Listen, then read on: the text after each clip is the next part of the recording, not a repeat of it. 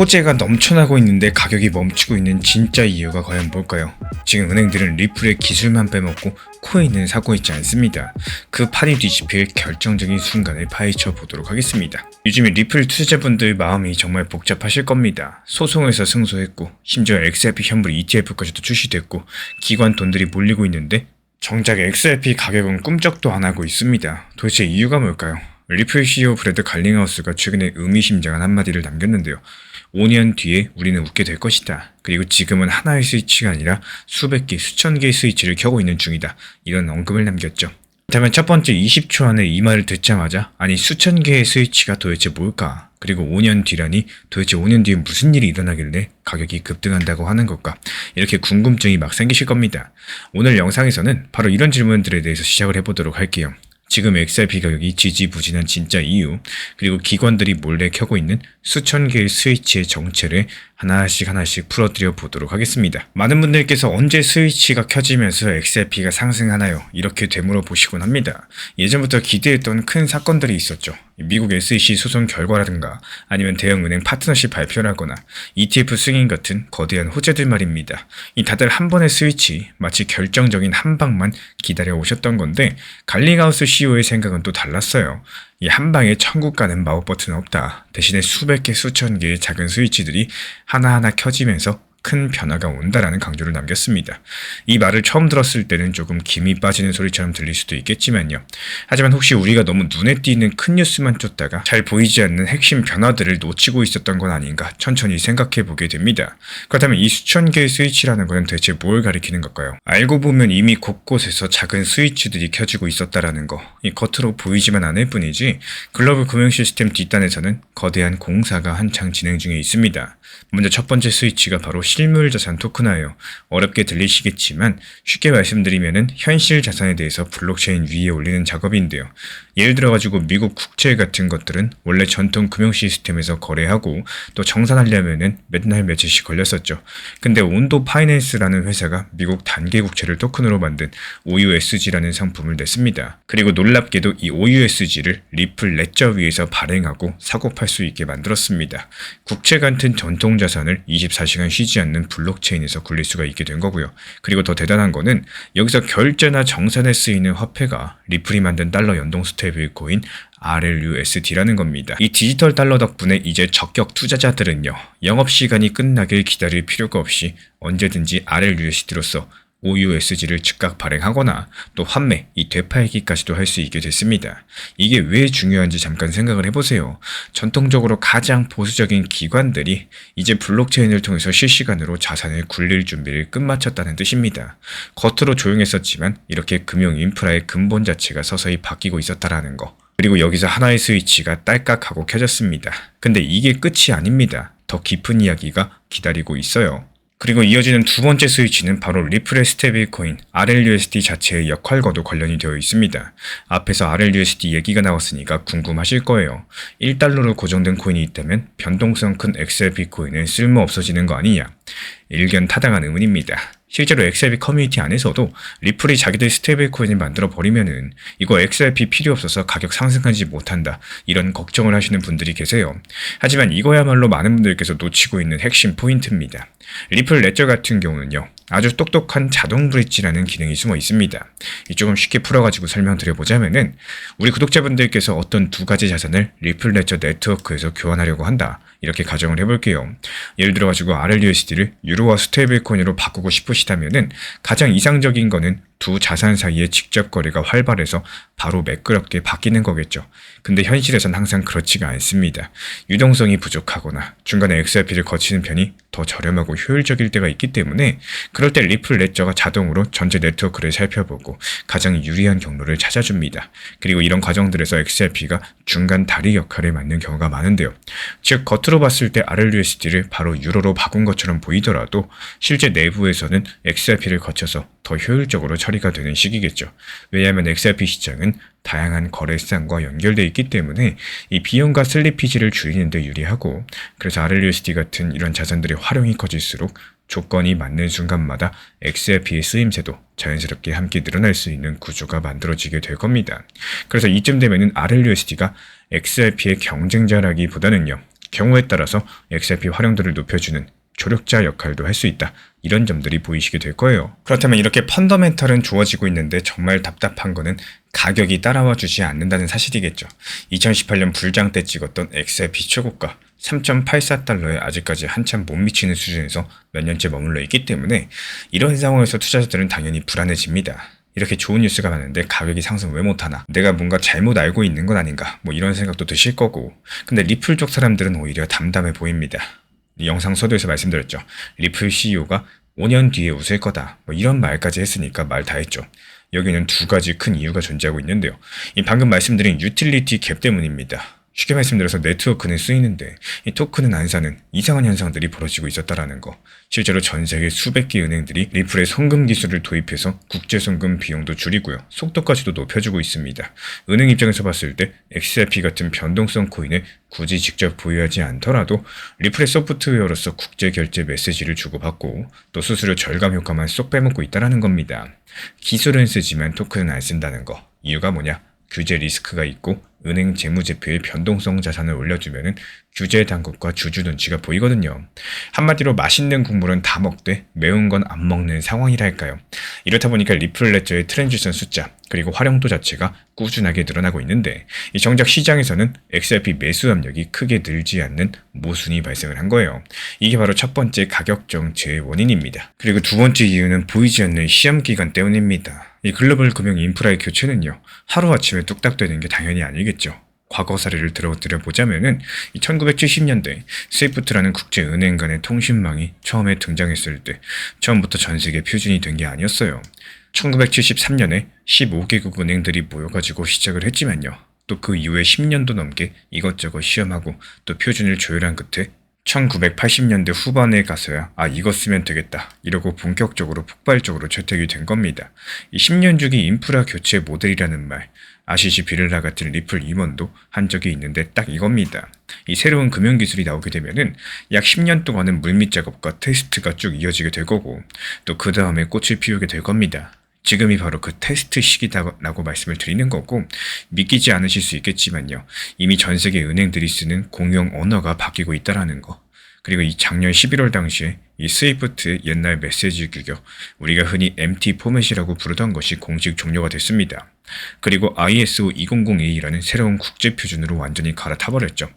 이 ISO 2002 같은 경우는 쉽게 말씀드리자면은 은행끼리 주고받는 거래 정보를 담는 언어인데요. 블록체인과도 호환될 수 있게 이렇게 설계된 XML 기반의 풍부한 데이터 포맷이에요. 미국 연준도 자체 결제망 이 패드와이어를 통해서 작년 7월 달에 이 표준으로 바꿨고요. 전 세계 수만 개의 은행 컴퓨터 시스템이 이 새로운 언어로서 최근 1, 2년 사이에 전환이 됐습니다. 겉으로 티가 안 나고 있지만 은행 백엔드 시스템의 대공사가 진행되고 또 끝났다라는 거. 왜 이런 얘기를 하느냐? 리플이나 XRP 같은 애들이 이 표준과도 딱 맞물려 돌아가고 있기 때문입니다. 그래서 은근히 유리한 위치를 선점을 했죠. 그리고 지금 국제결제은행 BIS가 주도하는 프로젝트 아고라 같은 움직임도 돌아가고 있기 때문에 이름은 조금 낯설지만 본질은 상당히 중요합니다. 각 나라의 중앙은행의 디지털 화폐랑 민간 금융기관의 토큰화 자산을 하나의 통합 원장에서 결제할 수 있을지를 시험하는 이 초대형 실험이 진행 중이라는 뜻인데요. 미국, 영국, 유럽까지도 여러가지 주요 중앙은행들과 대형 금융기관들이 이런 방향을 진지하게 테스트하고 있다. 이 사실 자체가 상당히 중요해요. 다시 말씀드리자면 전 세계 돈의 흐름을 블록체인 기반의 장부나 연결하고자 하는 시도가 이제 더 이상 상상이 아니라 실제 과제가 됐다는 겁니다. 리플도 역시 이런 거대한 방향성에 맞춰서 ISO 2002 같은 이 글로벌 표준과의 연동성을 강화를 하면서 금융 인프라 변화에 올라탈 준비를 계속 해온 상태다. 이렇게 볼 수가 있겠습니다. 쉽게 말씀드려서요. 지금 당장 모든 돈을 메인넷에서 굴리겠다가 아니라 금융권이 원하는 기준에 맞춰서 조용하게 자리를 만들어가는 과정이라는 거죠. 은행들은 0.1%의 오류 가능성조차도 용납을 못합니다. 철저하게 검증해서 안정성이 100% 확인되기 전에는 단 1달러도 실전에 안 쓰거든요. 그래서 이렇게 여러 해 동안 조용하게 시험 운행을 하고 있는 거고요. 그리고 리플 CEO 갈링하우스가 말한 5년 뒤라는 시간표가 나오게 되는 거겠죠. 앞으로 몇 년 동안 이 시험 주행을 다 끝내고 난다면은 또 그때 가서야 진짜 돈을 태우고 달릴 준비가 된다는 뜻이겠습니다. 지금 당장 가격이 안 오른다고 좌절할 필요가 없는 게요. 원래 금융 인프라 교체라는 게 이렇게 느리고 또 숨가쁘게 돌아가는 법이기 때문에 여기까지 들으시면 슬슬 납득이 되실 겁니다. 하지만 또 다른 의문이 고개를 듭니다. 그래 다 좋다 이거야. 근데 정말로 XRP 토큰 홀더들에게도 단물이 돌아올 수 있을까? 이런 반론이 남아있는데요. 여기에 대한 가장 강력한 반대 의견과 또 그에 대한 반박까지도 살펴보도록 하겠습니다. 사실 이런 이야기를 들으면 회의론자분들께서 이렇게 받아치시죠. 아니 좋다. 리플 회사가 잘 나가고 은행들도 기술 잘 쓰고 있다. 근데 정작 XRP 코인 갖고 있는 사람들은 뭐가 남냐. 이 기술만 발전하고 토큰은 안 오를 수도 있는 거 아니냐. 어떻게 보면 정말 뼈아픈 지적이에요. 이 리플 회사라는 기업이야 금융기관에 소프트웨어 팔아가지고 돈을 벌고 있지만요. XRP 토큰을 꼭 쓰지 않아도 자기들 사업에는 지장이 없다는 겁니다. 실제로 한동안 리플에서는 XRP가 없이도 송금 솔루션을 제공을 했었고요. 그리고 또 다른 반론으로는 기관들은 안정적인 스테이블 코인만 쓸 거야. 이 굳이 가격이 들쑥날쑥한 리플 XRP를 끼워 넣을 이유가 없다라는 주장도 있습니다. 예를 들어서 은행들끼리 서클이나 자체 스테이블 코인을 발행해서 쓰면은 서로 주고받을 때 1달러는 1달러다 보니까 속 편하고 좋다라는 건데, 그리고 CBDC가 나오면은 각 나라 중앙은행들이 자기들끼리 직접 교환 체계를 만들 테니까 굳이 민간이 만든 XRP 같은 거는 필요 없을 거다. 이런 시나리오도 존재합니다. 듣고 보면 그럴듯한데요. 이게 바로 XRP 투자자들이 가장 두려워하는 시나리오이기도 해요. 그러면은 과연 이렇게 될 가능성이 높을까요? 이제 팩트를 중심으로써 반대 해석이 되는 부분들을 짚어보도록 할게요. 먼저 은행들이 스테이블 코인만 쓰고 XRP를 안 쓴다. 이게 현실이 그렇게 간단할 수 있을까요? 세상에는 미국 달러만 있는 게 아니죠. 유로화도 있고 엔화도 있고 파운드와 심지어 신흥국 통화들까지도 수백 가지 통화가 국제 무대에서 쓰이고 있습니다. 그렇다면 각 나라 통화마다 전부 다 스테이블 코인을 만들어야 될까? 만들 수 있겠죠. 하지만 그 각각의 스테이블 코인들이 서로 신뢰할 수 있게 교환되려면은 결국 중립적이고 글로벌로 통용되는 무언가가 필요합니다. 바로 여기서 리플 XRP가 목표하는 브릿지 통화의 자리가 나오게 되는데요. 아까 RLUSD 예시에서 보셨던 것처럼 스테이블 코인이 아무리 많아도 그 사이를 잇는 다리 역할, XRP가 자동으로 떠맡게끔 되어 있어요. 그리고 각 은행이 각자 폐쇄망을 구축한다고 할지라도 은행 A의 폐쇄망과 은행 B의 폐쇄망을 연결하고자 한다면 공통의 연결고리가 반드시 있어야 됩니다. 인터넷 초창기를 떠올려 보면은 회사 내부망만 잔뜩 있었고 또 서로 통하지 않으면 소용이 없었죠. 결국에 모두가 TCP/IP라는 공통 프로토콜에 올라타면서 인터넷이 완성이 된 겁니다. 지금 상황도 비슷해요. 여러 가지 실험과 프로젝트가 존재하겠지만 마지막 퍼즐은 이걸 다이어리처럼 연결해줄 중립 네트워크가 가장 중점이 될 겁니다. 여기서 리플 레저 같은 경우는 퍼블릭 블록체인이라서 누구나 접근이 가능하고요. 또 검증까지도 된 보안성을 가지고 있기 때문에 이 역할에 최적화가 되어 있다는 거. 그리고 결정적으로 봤을 때 돈의 효율성 문제를 따져보셔야 되겠죠. 현재 전통 금융 시스템에서는 국제 송금을 하려면 돈을 미리 여기저기 배치해 둬야 됩니다. 미국 은행이 필리핀에 돈 보내려면 미리 현지 환거래 계좌에 자금을 넣어두고 또 그 안에서 정산하는 식이죠. 근데 문제는 이런 구조들 때문에 전 세계 은행권의 수조 달러 규모의 자금들이 환거래 계좌에 묶여가지고 움직인다는 점인데요. 물론 이런 돈들이 전부 완전히 잠든 현금이라고 보기는 어렵겠지만요. 이 시장 자금 효율성이 크게 떨어지는 구조라는 점은 분명하겠습니다. 리플의 5대1 같은 방식은 바로 이 문제를 줄이고자 하는 시도예요. 필요할 때 자산을 즉시 전원해서 보내고 또 현지 통화로 바로 지급하는 이런 구조를 만들게 되면은 중간에 큰 자금을 오래 묶어둘 필요가 줄어들 수가 있기 때문에 은행 입장에서는 속도와 비용, 시장 자금 효율성 측면에서 충분히 검토할 만한 이유가 생긴다는 겁니다. 만약에 CBDC끼리 직접 연결하면 되지 않나 이런 생각이 드시겠지만요. 각각의 나라마다 정치, 경제적인 이해관계가 다르기 때문에 이 전 세계가 하나로 통하는 중앙은행 코인 네트워크가 단기간에 탄생하기 정말로 어렵겠습니다. 이미 중국과 태국 몇몇 나라들은 브릿지라는 걸로써 자기들끼리 해보려고 하겠지만요. 미국이나 유럽 개발도상국 모두 다 포함한 글로벌 공용망이 될지는 미지수입니다. 오히려 이런 틈새에서 정치적으로 중립적이고 또 기술적으로 검증된 XRP가 기존 시스템을 보완하는 이 세컨드 레이어로 자리 잡을 가능성이 높은데요. 다시 말씀드리자면은 리플의 인프라가 스위프트를 완전 대체까지 못하더라도 이 스위프트로 다 못 담는 부분들을 전부 다 흡수할 수 있는 이런 역할을 할 수가 있다는 거고, 이렇게만 된다면 XRP 토큰의 가치도 자연스럽게 재평가될 수밖에 없겠죠. 그리고 이제 가장 가능성 높은 시나리오를 한번 그려볼까요? 저는 이거를 공존과 필수 대안 시나리오다라고 부르고 싶습니다. 즉 CBDC랑 XRP 네트워크가 공존하는 미래인데 미국, 유럽, 일본 같은 강대 국가들은 자기들인 중앙은행 디지털화폐 시스템을 구축하게 될 거예요. 또 이들 사이의 거래는 그 1등성 라운지에서 이루어지겠죠. 하지만 나머지 수많은 나라들, 중소은행들, 핀테크 기업들 어떨까요? 여기에 참여를 못한다거나 혹은 개별적으로 연결하기 복잡한 수많은 통화랑 시장 자금 흐름들이 남습니다. XRP는 바로 그 부분을 파고드는 중립적인 연결망이 될 거라는 거고, 이 거대한 고속도로망 옆에 놓인 병렬 우회도로 같다고나 할까요? 때로는 메인 고속도로가 막히면은 그 우회도로가 더 유용하기 때문에 리플 레저가 24시간 열려있고 수수료가 저렴하고 모든 통화에 개방되어 있다 보니까 글로벌 금융 인프라에서 뗄래야 뗄 수 없는 보조망으로 확고하게 자리 잡게 될 겁니다. 그리고 이 시나리오에서는 지금 같은 가격 경제 압력들도 서서히 해소가 될 거고요. 규제도 명확해지고 또 기관들도 이 정도면은 XRP 직접 써도 되겠다. 이런 신호가 왔을 때 그 수요가 늘어날 수밖에 없겠죠. 실제로 XRP 현물 ETF 나오자마자 기관 자금이 50일 만에 13억 달러가 유입됐어요. 아직까지 초반이죠. 5년 뒤 암호화폐 시장 전체가 커지고 비트코인이 디지털 금으로 자리 잡는 동안에 XRP가 디지털 결제 인프라로 자리매김해가지고 자기 몫을 챙길 거라는 전망이 많습니다. 보수적으로 XRP가 글로벌 결제 시장의 10% 정도만 잡더라도 한 개당 2달러, 3달러는 무난하다는 분석이 있고요. 상황이 좋으면 5달러 이상 간다는 예측도 있습니다. 실제로 영국의 스탠더드 차터드 보고서에서는 XRP 5년 안에 8달러 갈 수 있다. 이런 대담한 전망까지도 실렸죠. 물론 이런 숫자들이 어디까지나 시나리오에 기반한 추정치입니다. 내일 당장 8달러 간다는 얘기가 절대 아니에요. 하지만 적어도 지금 가격이 몇십 센트에 머물러 있는 게 과도하게 저평가된 상태일 수 있다는 이런 근거만큼은 충분해 보입니다. 요즘 시장을 보면 많은 분들께서 공통적으로 하시는 말씀이 있죠. 시장이 너무 답답하다, 지루하다, 움직임 자체가 없다, 뭘 해야 될지 모르겠다. 이런 구간에서 차트를 계속 들여다볼수록 오히려 스트레스만 더 커지는 경우가 많은데요. 그래서 한 가지 방법은 차라리 적당하게 차트를 안 보는 겁니다. 이 시장이라는 게 내가 계속 본다라고 해서 더 빨리 움직이는 것도 아니고요. 초조하다라고 해가지고 갑자기 방향성을 바꾸는 것도 아니기 때문에 너무 답답하시다면 잠깐 거리두기 하시는 것도 투자 심리를 관리할 수 있는 하나의 방법이다라고 생각을 해요. 하지만 또 한편으로 봤을 때는 이 사람이라는 게 아예 보지 않으려고 해도 결국에 궁금해서 보게 되는 이런 경우들이 정말 많습니다. 그렇다면 그 에너지에 대해서 다른 곳에 쓰시는 게 좋겠죠. 이 차트의 작은 움직임들에 감정적으로 반응을 하는 대신에 과거 시장 흐름을 보는 겁니다.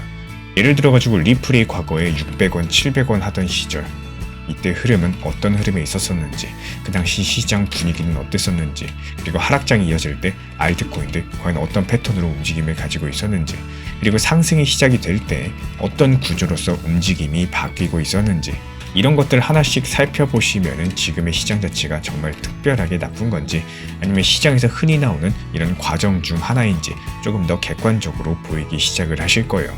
그리고 또 한 가지 중요한 건요. 목표 타점에 대해서 어떻게 잡아야 되느냐. 막연하게 많이 상승하면 매도해야지가 아니라 과거 흐름들 보시면서 어느 정도 상승해서 분할 매도를 했었는지, 그리고 어떤 구간에서 변동성이 커졌는지, 어느 정도가 현실적인 목표였는지, 이런 기준들에 대해서 미리 만들어줄 수가 있습니다. 이 투자에서는요, 에너지를 어디에 사용하는지가 정말 중요합니다. 지금 당장 변하지 않을 시장을 계속 바라보시면서 스트레스 받으시는 것보다 과거 흐름 공부하시고 내 기준을 만드는 내 에너지를 쓰시는 게 훨씬 더 의미 있는 시간일 수가 있다는 말씀을 드려요. 결국 시장이라는 게 지금 당장의 가격이 아니라 준비가 된 사람에게 기회를 준다는 거. 그리고 이어서 최근에 신사 채널에서 실제로 보여드린 단기 매매 기록을 바탕으로서 왜 이렇게 폭락장이 올 때 어떤 사람들은 멘탈이 완전히 무너지고 또 어떤 사람은 오히려 기회를 잡을 수 있는지 그 차이점을 하나씩 설명드려 보도록 하겠습니다. 이 결론부터 말씀드리자면 정말 간단한 원리인데요. 폭락장에서 기회를 잡는 사람은 폭락하기 전에 이미 현금을 만들어둔 사람들입니다. 이 당연한 말이 왜 실제 매매에서 이렇게 어려운 걸까요? 흔히 이렇게들 많이 말씀하시죠. 싸지면 사야지, 빠지면 죽는다, 기회가 오면 들어갈 거다. 근데 현실은 정반대입니다. 빠지기 시작하면 무섭고 불안하고 더 빠질 것 같고 지금 사는 게 맞나 의심이 되면서 손이 움직이지 않습니다. 그 이유는 현금이 없기 때문인데요. 자신의 돈을 들여가지고 매수를 해야 될 때 이 사람은 반드시 겁을 먹게 됩니다.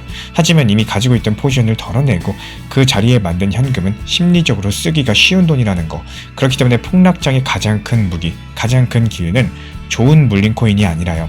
폭락 전에 확보한 현금입니다. 그렇기 때문에 시장에서 살아남는 원리는 정말로 단순합니다. 팔아야지 내 돈이에요. 그리고 팔아야지 시장에서 살아남습니다. 이 사람들은 기다리다가 고점 지나가면 후회하시고 폭락이 시작되면 멘탈이 무너지시고 상승장에서만 매도 버튼을 생각하십니다.